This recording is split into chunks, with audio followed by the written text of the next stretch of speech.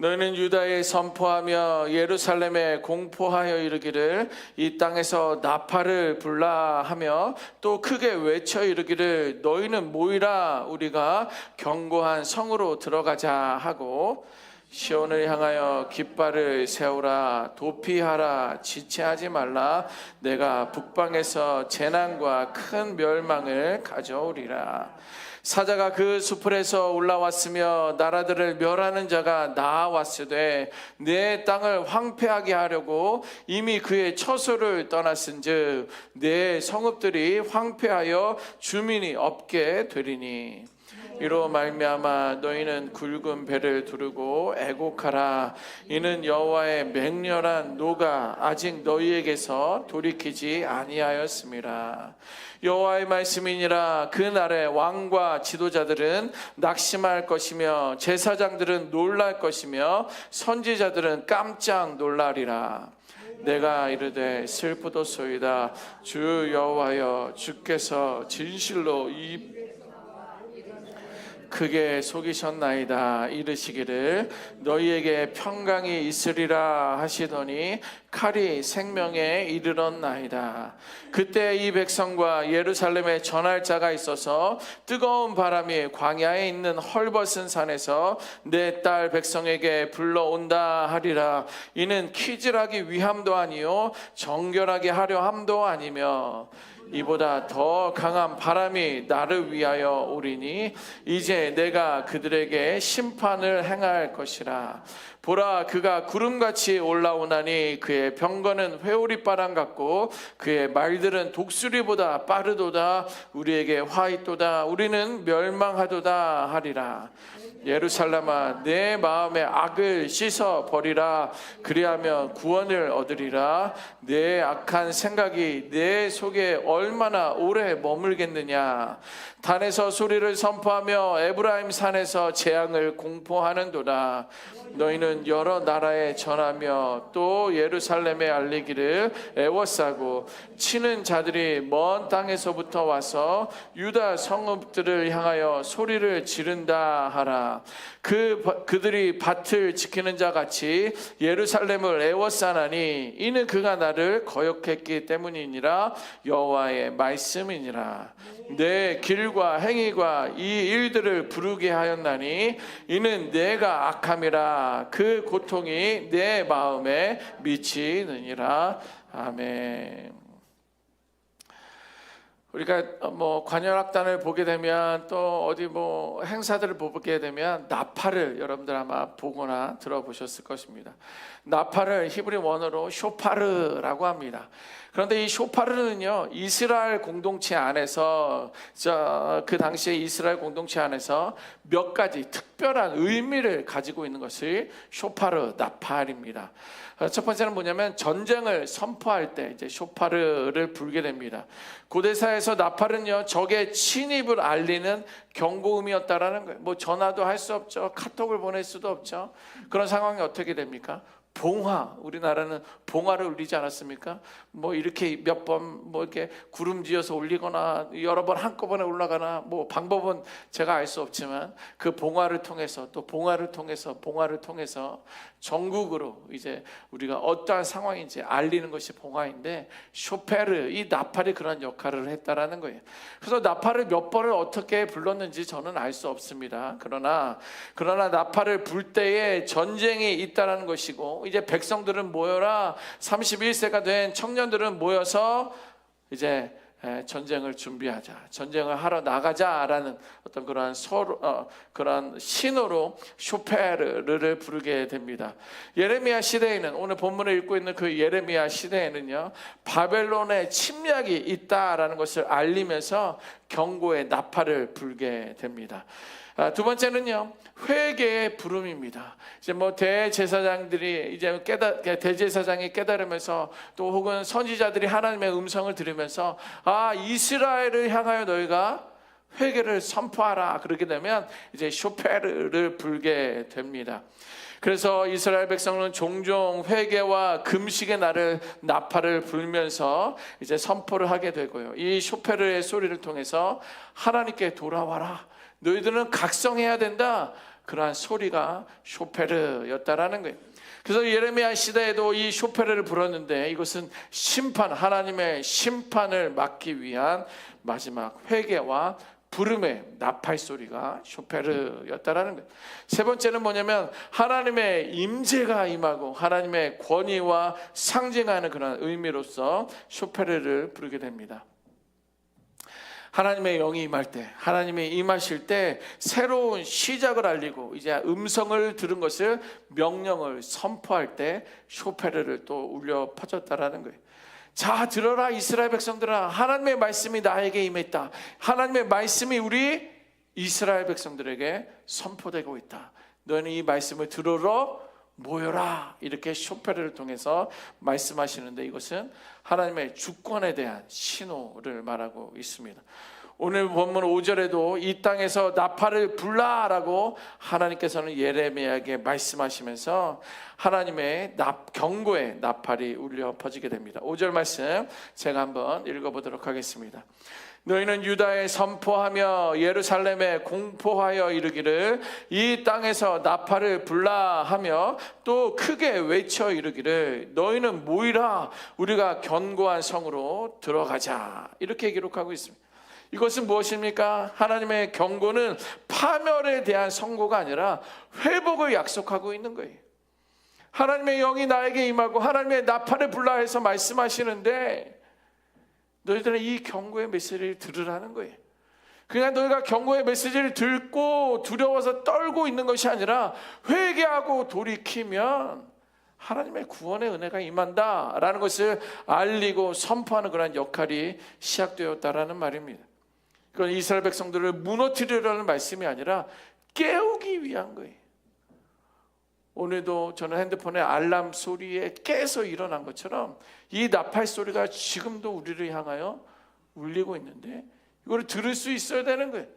아니 누가 이 알람을 맞춰놨어.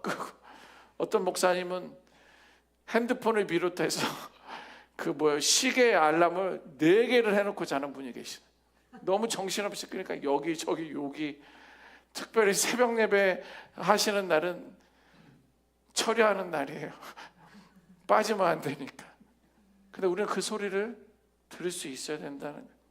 여전히 이 나팔 소리가 울리고 있는데 나를 향하여 우리를 향하여 이 교회를 향하는 그 쇼페르의 소리를 들을 수 있는 우리가 되어야 될 줄 믿습니다. 이것은 영적 전쟁을 알리는 소리입니다. 회개를 요청하는 부름입니다. 하나님은 오늘도 우리에게 나팔을 부시며 깨어라 깨어나라 라고 지속적으로 말씀해주고 있습니다. 그러면 여러분 깨어난다는 건 뭐예요? 물론 단잠에서 깨어나는 것, 핸드폰 소리에 알람 소리에 깨어나는 것, 그거 깨어나는 건 맞습니다. 그러나 성경에서 말하는 그 깨어남이라는 것은 뭐냐면 하나님 앞에서 나의 있는 그대로를 나를 인정하는 것, 그것이 깨어남이라는 거예요. 내가 하나님 앞에서 어떤 존재인지 알지 못하는 자들은 그냥 내가 원하는 대로 내가 원하는 방법대로 살아가는 거예요. 그런데 내가 깨어날 때 아하, 나는 하나님 앞에서 아무것도 아니구나. 나는 하나님 앞에서 벌거벗은 존재구나. 내 의지와 열심만으로 나의 이 교만으로는 살아갈 수가 없구나. 이것을 깨닫는 자가 쇼페르라는 거예요. 그것을 통해서 우리는 깨어난다는 거예요. 결국 깨어난 사람은 뭐예요? 하나님께서 지금 이 순간에도 일하고 계심을 보는 사람들이 바로 깨어난 사람입니다. 여러분들 보세요. 서울에서 부산에 내려가려면 여러 가지 길과 방향들이 있습니다. 근데 제가 제일 잘 아는 경부선을, 여러분들 오래 떠나셔서 잘 모르겠지만 경부선이 있습니다. 서울, 대전, 대구, 부산 이렇게 거쳐서 지나갑니다. 한 번은 우리 아이들과 그 경부선을 타고 가는데 이제 기차를 타고 가는데 아이들이 막 깨우는 거예요. 아빠 이 기차가 이상한 데로 가는 것 같아. 우리 부산으로 가야 되잖아. 왜? 여기 어딘데? 대전이라고 써있네. 괜찮아, 잘 가고 있어. 저는 뭘 믿은 거예요? 저는 기차를 조종하는 누구라 그래요? 그 사람을 예, 그 사람을 믿고 있는 거예요. 서울에서 출발했는데 대전 잘 가고 있어. 아이들이 이상하게 생각한다 할지라도 괜찮아, 걱정하지 마, 계란이나 먹자. 그리고 계란 깨먹고 또 이제 또 배가 부르니까 또 자는 거예요.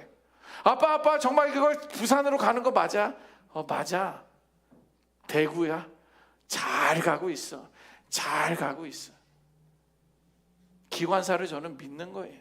잘 가고 있는 것을 믿는 거예요. 이것이 바로 깨어난 사람들의 이야기라는 거예요.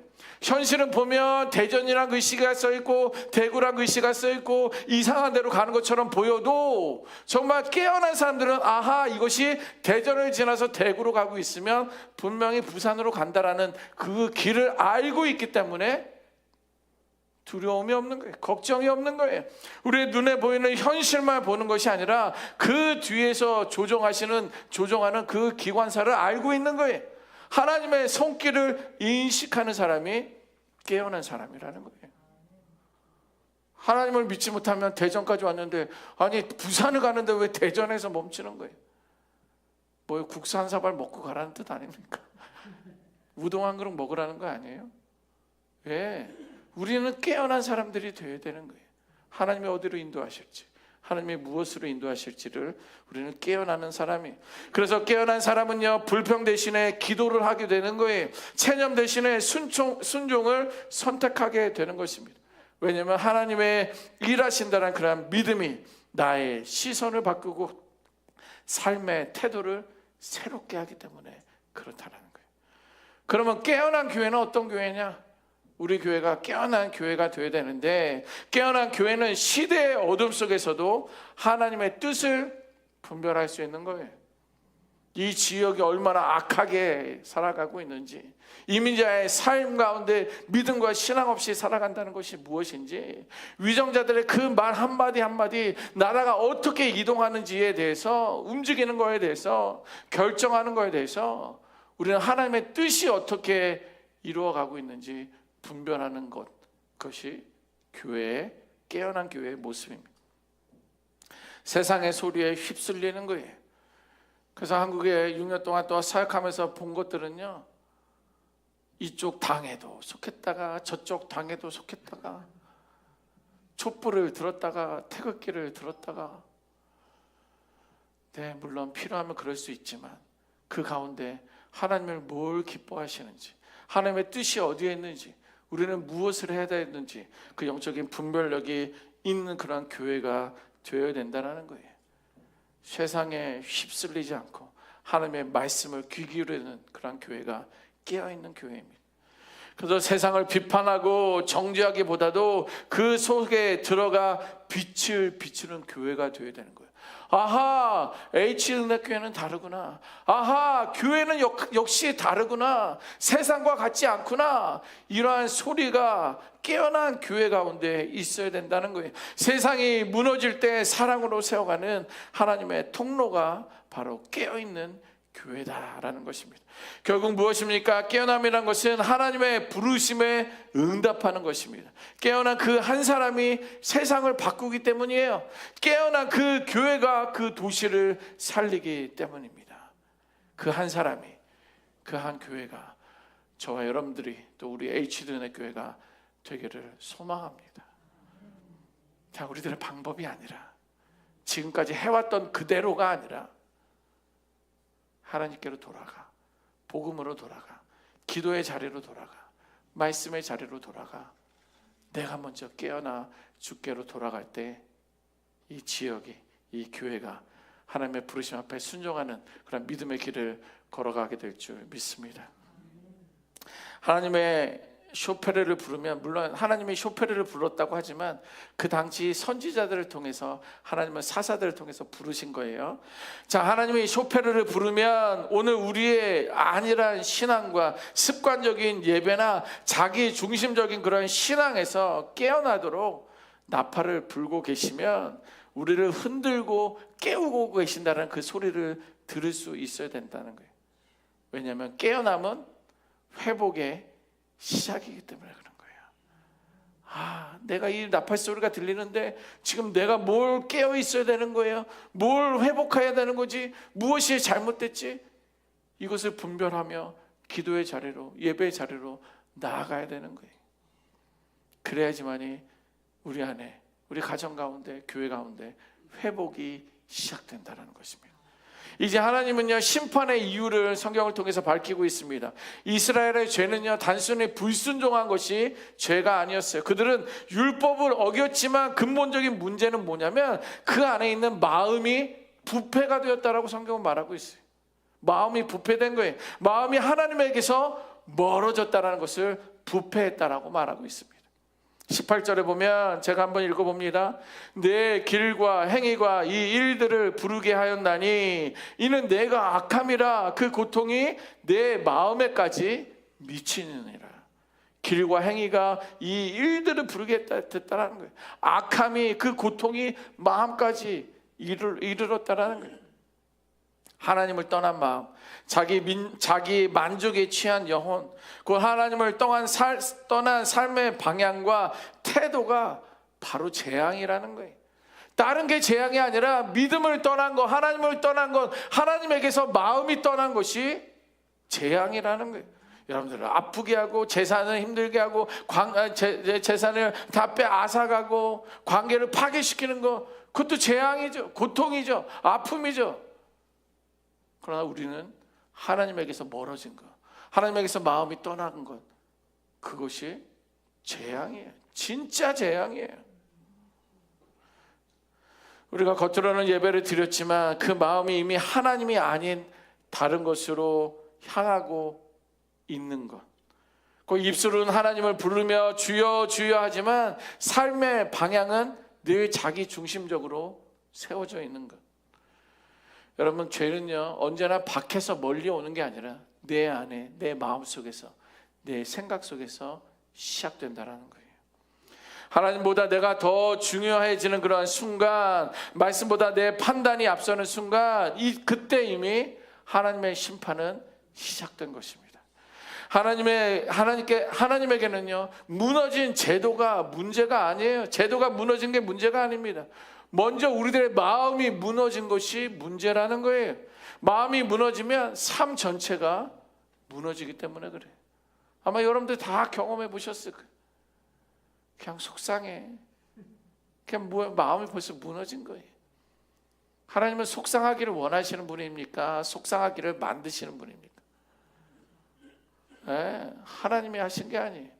하나님의 자리에 하나님이 없으니까 딴 게 들어오는 거예요. 속상함이, 섭섭함이, 악함이, 죄악이 들어온 거예요. 하나님에게서 마음이 떠났으니까. 그럼 어떻게 해요? 이거를 끄집어내야 돼요. 아니, 하나님을 초청해야 됩니다. 하나님에게 더 가까이 가야 돼요. 그러면 그 안에 있었던 것은 하나님이 계시니까 본인이 있을 수가 없는 거예요. 자연스럽게 나가게 되는 거예요. 그 마음 가운데 하나님을 모실 수 있는 우리 모두가 되어야 될 줄 믿습니다. 떠나간 마음을 다시 돌이켜야 되는 거예요. 하나님에게 돌아오는 자에게는요, 하나님은 그 길을 막지 않으세요. 아직도 우리가 돌아갈 문을 열어주고 계신다는 것입니다. 14절 말씀 한번 보겠습니다. 14절 제가 읽습니다. 예루살렘아, 예루살렘아, 내 마음이 악을 씻어버리라. 그리하며 구원을 얻으리라. 내 악한 생각이 내 속에 얼마나 오래 머물겠느냐. 보세요. 이 말씀은 뭐냐면 마음 깊숙한 곳의 생각과 동기까지도 정결하게 하라는 거예요. 그 마음을 깨끗하게 하라는 거예요. 그러면서 그랬을 때의 결과도 말씀해 주시는데, 그리하면 구원을 얻으리라는 거예요. 너의 마음의 악을 씻어버리면, 너의 마음의 악을 씻어버리면 구원을 얻으리라. 이렇게 말씀해 주고 있습니다. 여러분, 회개는요 심판을 피하는 수단이 아닙니다. 내가 이렇게 오늘 예배 드리지 않으면 하나님이 나를 채찍질 하실 거야. 내가 이렇게 하지 않으면 하나님이 나에게 벌 주실 거야. 그래서 나는 오늘 빠질 수가 없어. 이런 마음이 회개에 대한 그런 근본적인 마음이 아닙니다. 내가 하나님의 심판을, 징계를 피하는 수단이 아니라는 거예요. 우리가 살아갈 길은 하나님의 회복으로 들어가는 문이 되어야 된다는 거예요. 그러면서 하나님은 동시에 이러한 질문을 하시는데, 내 악한 생각이, 그 마음이 내 속에서 얼마나 오래 머물겠느냐는 거예요. 뭐라는 거예요? 마음 먹었을 때, 결단했을 때 속히 회개하고 돌이키라는 거예요. 언제 움직이려고 그러는 거예요? 언제 하려고 하는 거예요? 양말 아무데나 벗은 거는 빨래통에다 갖다 놓는 것은 천천히 할 수도 있지만, 내가 회개해야 될 때, 마음을 악에서 돌이켜야 될 때는 언제까지 머무르겠느냐? 하나님이 말하는 거예요. 이 말은 머뭇거리지 말라는 것입니다. 변명하다가 시간을 끌고 오래 붙잡고 있지 말라는 거예요. 빨리 결단한 대로 움직이라는 거예요. 회개하라는 거예요. 시간을 끌다가 그 악한 생각이 삶 전체를 잠식하기 때문에 그렇다라는 거예요. 한 가지 마음이었는데 이것을 결단하지 못할 때, 이것을 끊지 못할 때, 이것을 행하지 못할 때 삶 전체로 우리들을 번져나간다라는 거예요. 이와 같이 심판의 경고는 회개의 마지막 기회입니다. 하나님은 오늘도 지금도 우리를 기다리고 계십니다. 여러분, 하나님은 우리를 사랑하시기 때문에 경고하고 계시는 거예요.